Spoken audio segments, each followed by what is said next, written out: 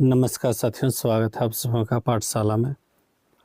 और अभी हम देखने वाले हैं कक्षा 10वीं के सामाजिक विज्ञान का जो नागरिक शास्त्र है उसका अध्याय 2 संघवाद।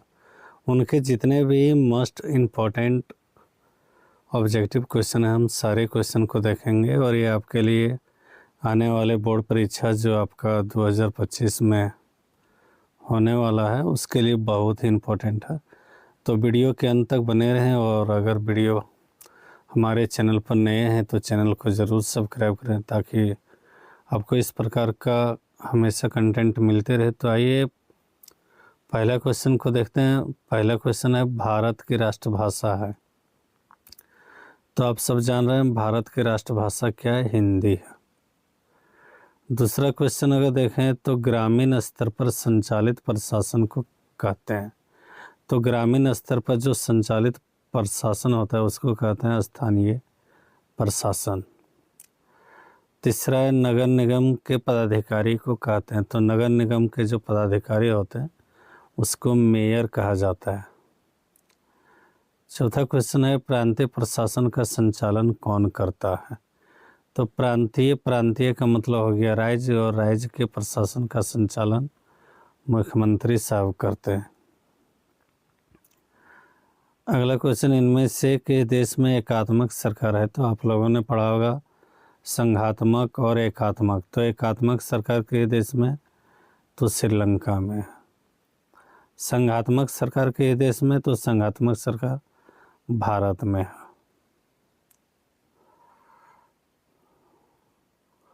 संघ सूची, राय सूची और समवर्ती सूची में उल्लेख संविधान के किस अनुसूची में? तो 7वीं अनुसूची में उल्लेख किया गया किसका? संघ सूची का, राय सूची का और समवर्ती सूची का।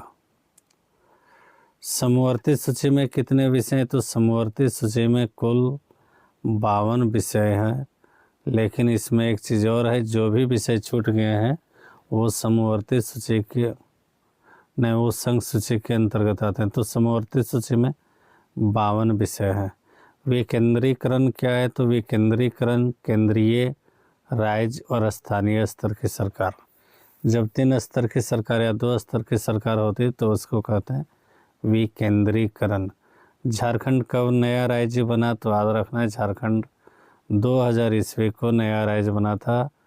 अगर डेट याद रखना चाहें तो 15 नवंबर 2000 ईस्वी को झारखंड नया राज्य बना था। भारत की कितनी भाषाओं को अनुसूचित भाषा का दर्जा दिया गया? तो याद रखना 22 भाषा को 8वीं अनुसूची में दर्ज करके अनुसूचित भाषा का दर्जा दिया गया। इनमें से किस देश में साम्यवादी शासन प्रणाली है? तो साम्यवादी शासन प्रणाली चीन में है।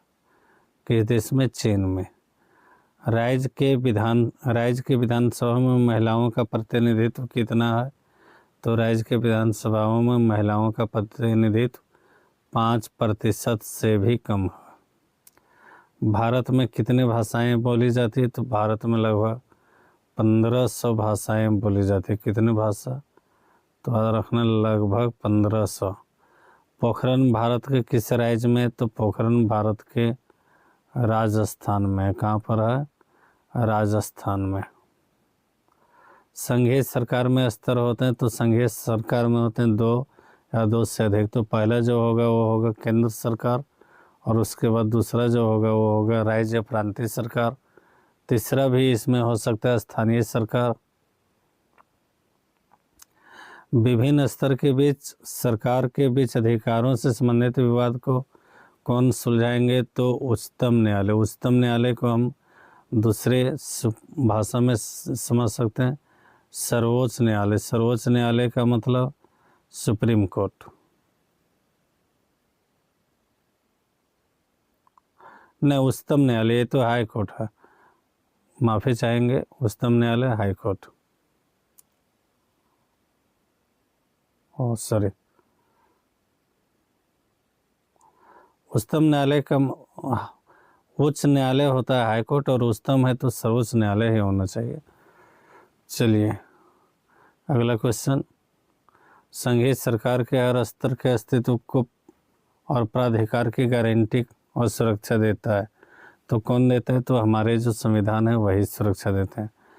वर्तमान में भारत में कुल कितने राज्य हैं? तो भारत में कुल 28 राज्य हैं और 9 केंद्र शासित प्रदेश हैं। इसको भी याद रखना है। चलिए अंतिम की ओर हम लोग बढ़ रहे हैं। अगला क्वेश्चन है, निम्नलिखित में कौन सा विषय संघ सूची का नहीं? तो संघ सूची का विषय जो है सो कौन नहीं? विदेश नीति, बैंकिंग, पुलिस, संचार। तो सही आंसर होगा पुलिस। पुलिस किसके अधीन आता है? तो संघ राज्य सूची के अंतर्गत आता है। स्वतंत्रता पूर्व भारत में कितने देशी रियासत थे? तो 565 रियासत थे। और अब हम अंतिम क्वेश्चन को देखने वाले हैं। और अगर आप हमारे चैनल पर नए हैं तो चैनल को ज़रूर सब्सक्राइब कर लें और इसे अपने दोस्तों के साथ भी शेयर करें। अंतिम क्वेश्चन, यदि सरकार के विभिन्न अंगों कार्यपालिका, विधायिका और न्यायपालिका के बीच सत्ता का बंटवारा रहता है तो उसे किस प्रकार का वितरण कहते हैं? तो उसे क्षैतिज वितरण कहते हैं। तो इसी के साथ आज का ये हम कार्यक्रम समाप्त करते हैं। उम्मीद है आप सबको पसंद आई होगी और अगर पसंद आई तो आप इसे अपने दोस्तों के साथ भी ज़रूर शेयर करें। धन्यवाद।